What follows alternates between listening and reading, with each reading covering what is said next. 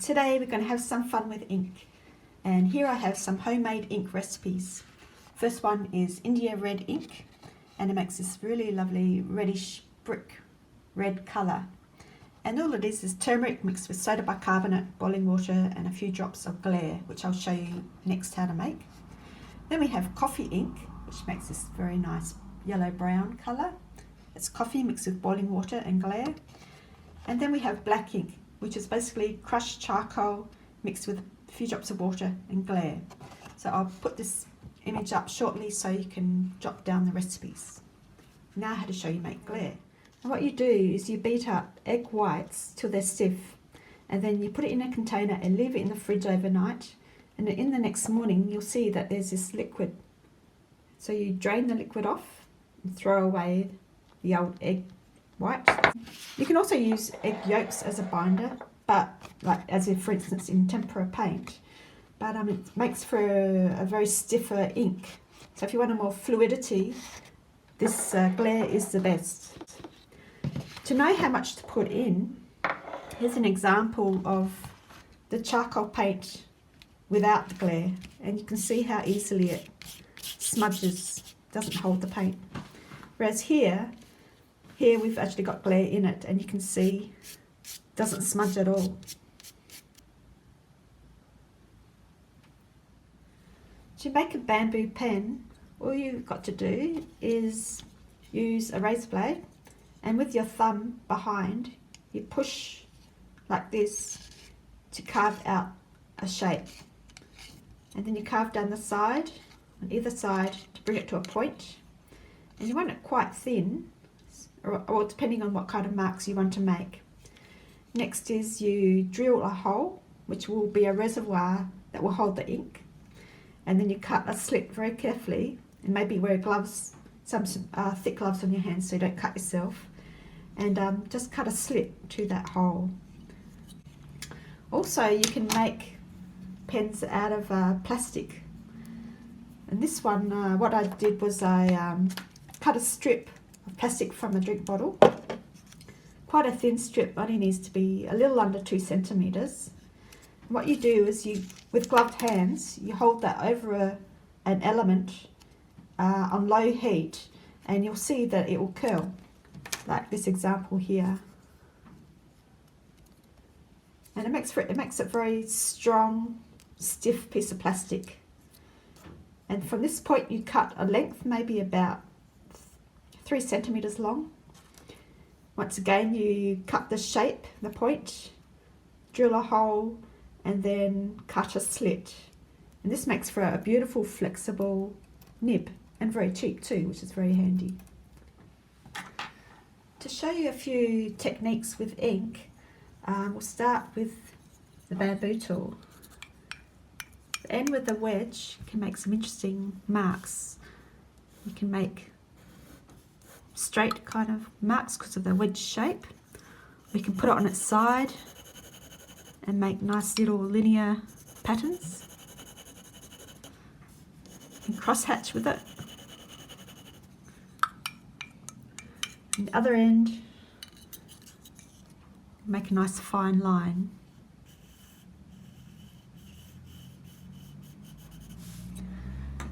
Then we've got this plastic nib that we made.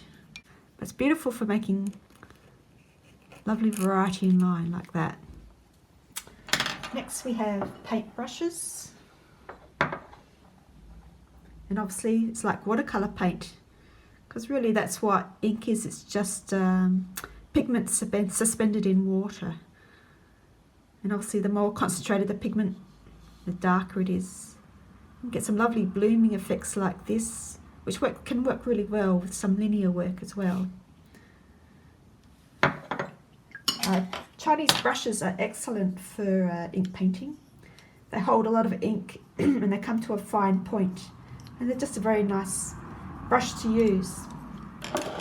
Also we have other tools like bits of rag rolled up. That one's just Chuck's cloth rolled up with tape, and this one I've got Chuck's cloth in a bundle inside this, and it's good for doing a dry brush technique, so I'll show you that. So at first it makes quite a lot of tone. If you keep on drying off a little, you can get some very soft marks like this. And keep building up the shade. We also have this stamping tool.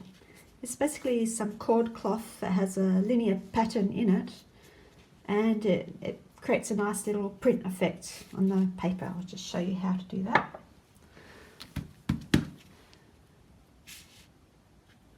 See, like this. And it's great for, say, imitating clothing that has a bit of texture in it, or you can use it for making tone on objects. Also, we have a embossing tool, which you can use to indent lines on a page.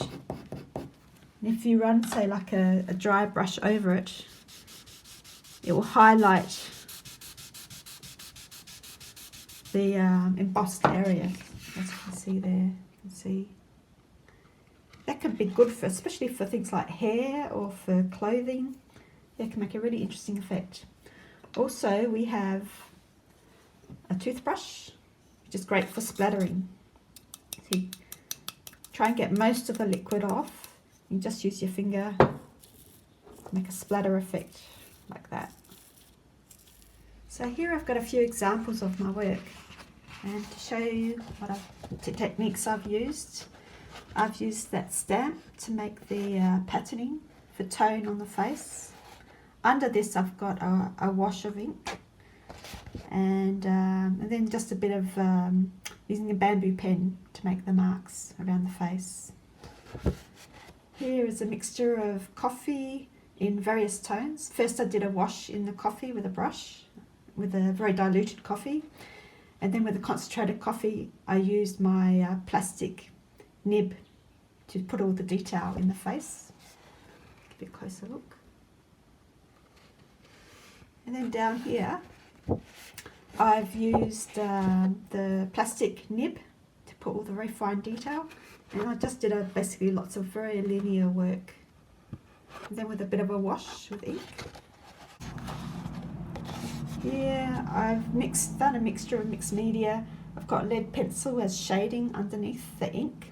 I've used a brush in some areas for bolder strokes, and then I've used the plastic nib to put the detail in, and then a wash in the background.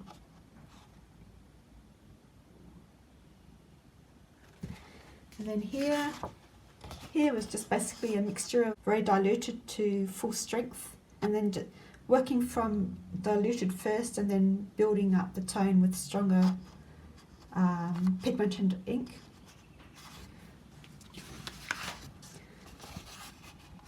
This one was a wash with a drawing in ink to begin with, using just ink washes very lightly, and then I came in with watercolour on top of that, and then finally with just with very gestural marks with the ink, just quick loose marks, as you can see. And there's this one, which is just basically an ink nib once again, and here I've used a bit of splatter, a bit of a wash over here, much the same again. And then finally